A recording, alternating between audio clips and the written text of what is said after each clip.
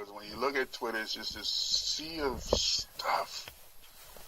And it never gives you a chance to, like, step back, take a breath, find out what's really important, and then go do that. Because you're hashtagging everything, you're trying to keep up with all this stuff. And I really think it's just another distraction that they throw at us. Of social media is that entertainment, that distraction that they just throw at us. Right. And people pick it up. Granted, you can learn some things from, I don't know if you can learn things from Facebook. I don't know if you can learn things from Twitter, except what happened. You don't know the why. You don't know the why, the where, or what, or more importantly, what to do about it. Right. That's the point. That's where I'm going with the whole thing. It's a good, eye opener, to get the word out. But then where is the word of getting out of what are we going to do now? This is happening. What are we going to do now? And what are we going to continue to do? That's where we fall short. We forget about what we need to do, how we're going to make it happen. And I don't know. I like movies, what's that movie? God.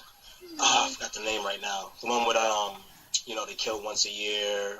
What is it? The Purge. The Purge. Yeah. Right. When The Purge came out, I recognized, that community of people that was trying to stop that kind of stuff. Mm-hmm. They were doing everything underground. They had a podcast, that aired from an unknown location, so they couldn't be traced or whatever. And they started to they put into action what they saw was a problem.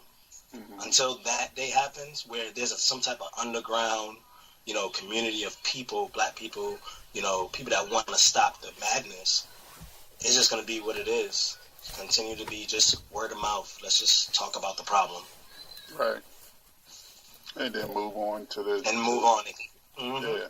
Because I said that, I'd see on, when I used to follow Twitter, because I know we have a Twitter account, and everybody please do follow us on Twitter, because I know D-Blaze put in work, and I don't mean it bad. And I guess that the issue with me and Twitter is that sea of information, and trying to pick out, find out what's important, because if you're not on Twitter constantly, it's just this river of stuff, and I don't know if that's good for our brain. Right. I used to love Twitter. I obviously still have a Twitter account. The podcast has a Twitter account. I do occasionally check it, but, I'm on Instagram a lot more often. Yeah, same here. I'm on YouTube a lot more often. Right. Because at least in YouTube, people have a chance to flesh out their whole idea.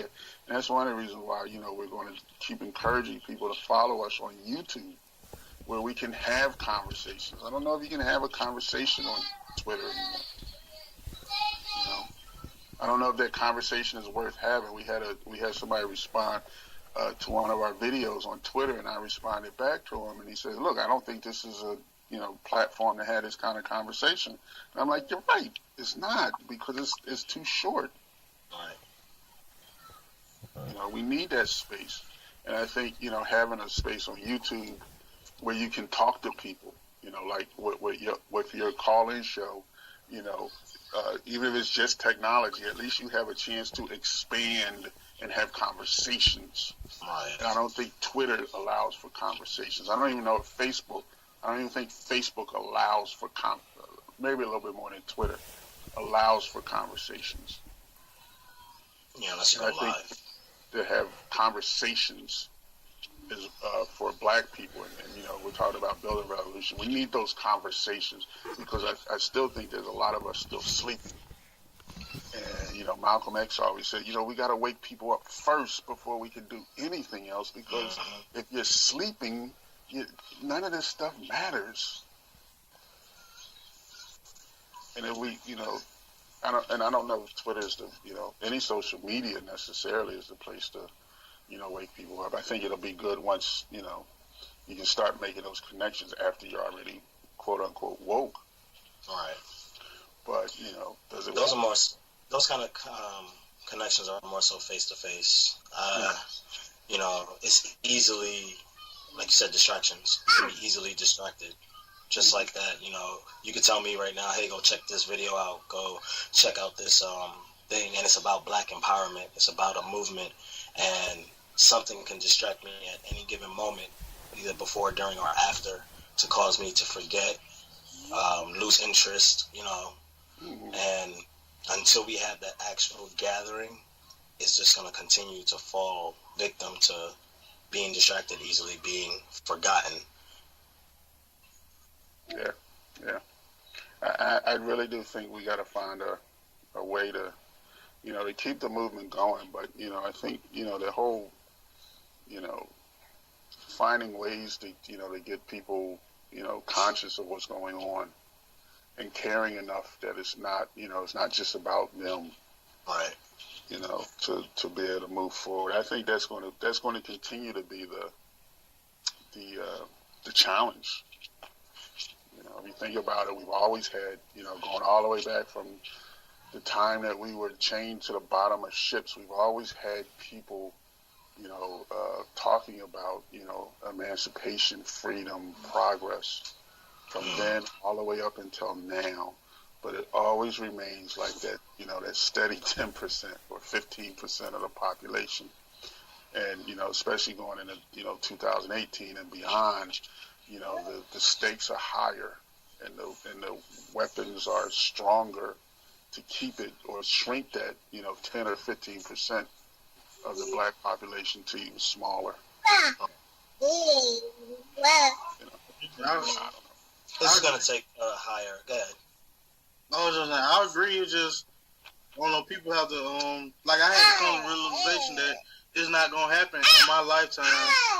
So, I'm doing this for the generation that's coming up after me, or second generation after me, that we trying to put stuff in stone now so it affects them. I mean, a lot of people like the instant gratification, and that can confuse them. Like, hey, I'm doing all this, and I don't see nothing from it. So why I keep doing? I might as well go back to doing, you know, thinking like I was thinking, or just acting like I don't care or don't hear it. Right. That's how I think about it. Yeah. That's a block for a lot of people. I think from even, I think a lot of people more people know. They just don't think it would matter if they did anything. That's what I'm thinking. Well, I don't know about that, D-Blaze. I don't know if enough people know, especially, I think you know who I'm referring to without naming names. Yeah. So I don't know. I don't know. I'm not disagreeing with you. I do think it is a long-term thing. It is going to take generations. But I'm concerned about how it continues to remain at this same percentage. You know, 10 or 15% of the Black population who actually thinks about, you know, Black people and Black progress, whereas, you know, and then you have the fuzzy, you know, you might have a fuzzy 5% that kind of sort of, but then the rest are, you know, so indoctrinated that it, you know, it never shows up on their radar. And it won't. We continue to fall into that cycle of what is already being in place, you know, from young. Like you're a teacher, you see it. The history is not being taught. Mm-hmm. You know, when I was growing up, the history was being taught at least in my area of New York. You know, I got a chance to go to the, you know, slavery museum, stuff like that. I got a chance to see what it took to bring progress. And as I got older, I didn't see it as much. You know what I'm saying? And I mean, I'm awake and I'm aware. And as my children get older, of course, they're going to become more aware. As small children, they're not going to fully understand the movement, the empowerment. But I slowly start to guide them there. What's happening nowadays is they give us a little. For example, a Black president. We were given that. That's not something to be super excited about, because at the end of the day, nothing changed for our race during that 8 years. I saw nothing.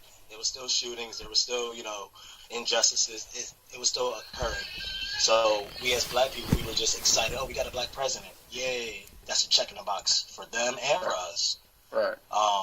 What's going to take the change, which more likely will be long term, is the gaining knowledge year after year after year. So this way, as those generations grow up, somebody will understand. Somebody who becomes famous, who's not afraid to lose that fame that was given to them, will start that movement. Not just do something just for the moment, stand out, and go away from it.